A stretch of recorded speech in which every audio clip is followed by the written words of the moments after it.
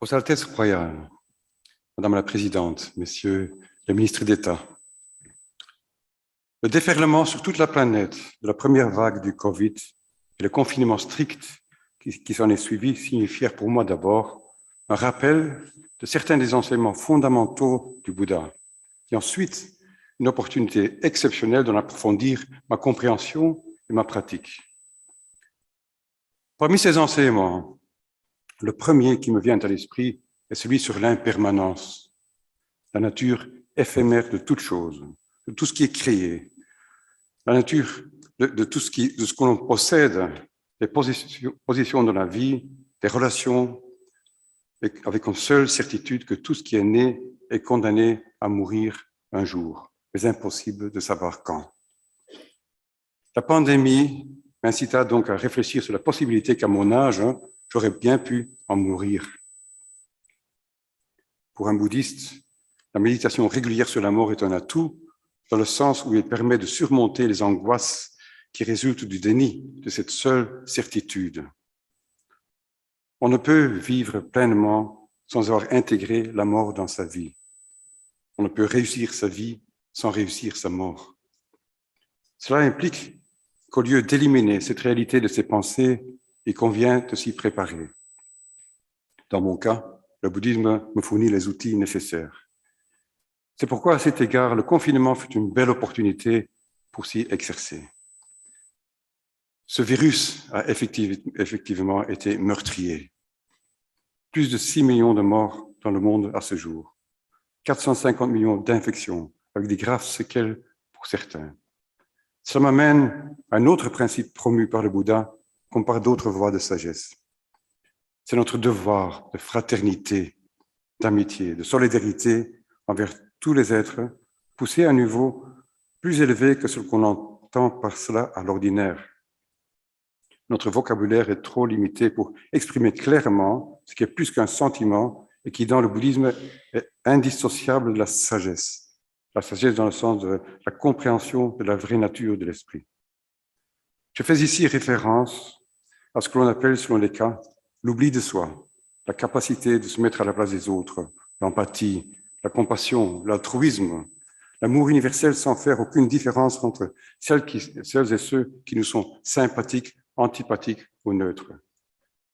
La pandémie nous a offert l'occasion de nous réjouir dans l'altruisme dont ont fait preuve d'innombrables personnes, dont bien sûr le personnel soignant, au lieu d'accabler de reproches les décideurs ou les scientifiques qui se sont parfois retrouvés impuissants devant ce virus dont on avait au départ sous-évalué la dangerosité et l'ampleur de sa propagation. Le troisième principe énoncé par le Bouddha que le confinement m'a permis de mieux comprendre est l'interdépendance.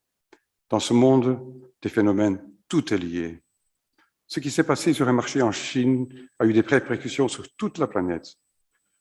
Contrairement à beaucoup de systèmes de pensée, pour le bouddhisme, l'être humain n'est pas le centre de l'univers. La nature et les autres formes de vie n'ont pas été conçues pour être au service de l'humain. L'être humain fait simplement partie de la nature. Sa relative intelligence ne lui donne pas un permis de décision de vie et de mort sur toutes les autres formes de vie. Les animaux ont d'autres formes d'intelligence que l'humain. Ils ont des sentiments, des émotions et ils connaissent la souffrance, ce qui est reconnu par la science dans la déclaration de Cambridge de 2012. L'hyperexploitation des ressources de la planète dans l'optique de production, de profit et de surconsommation n'est pas étrangère à l'origine de cette pandémie, qui a mis en lumière la fragilité des équilibres sur lesquels repose notre existence. Son intelligence donne à l'être humain la responsabilité et le devoir de retrouver et de préserver cet équilibre. Notre Terre n'est par ailleurs qu'une poussière dans notre galaxie qui compte 300 milliards de systèmes solaires. Notre galaxie, la Voie lactée, n'est quant à elle qu'une poussière dans l'univers jusqu'à présent observable, qui lui compte plus de 2 milliards de galaxies. Les premières semaines du confinement, quand les rues étaient désertes, la nature sembla retrouver ses droits. Grâce au silence qui régnait en ville on pouvait entendre le chant des oiseaux. Ce furent pour moi des moments d'inspiration exceptionnels que j'ai consacrés à la méditation, la réflexion, la peinture, l'écriture. J'ai vécu ce confinement comme une retraite méditative, sans oublier que pour beaucoup, ce fut une période angoissante et même parfois fatale. Ce qui m'incita à pratiquer les techniques bouddhistes de transformation de l'égocentrisme en altruisme, à développer l'ouverture d'esprit, à positiver les circonstances adverses et à cultiver l'art de la patience.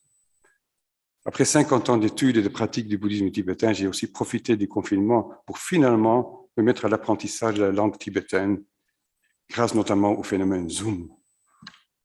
Je remercie les initiateurs de ce colloque de bien avoir voulu me donner la parole, comme c'est le cas pour les cultures. Un culte ou une philosophie ne peut s'enrichir et s'approfondir qu'en entrant en contact avec d'autres systèmes de pensée. Je formule ici des souhaits pour que le résultat de l'événement de bon augure de ce jour puisse précisément être cet enrichissement mutuel. Je vous remercie pour votre attention et votre patience. Ik dank u voor uw aandacht en uw geduld.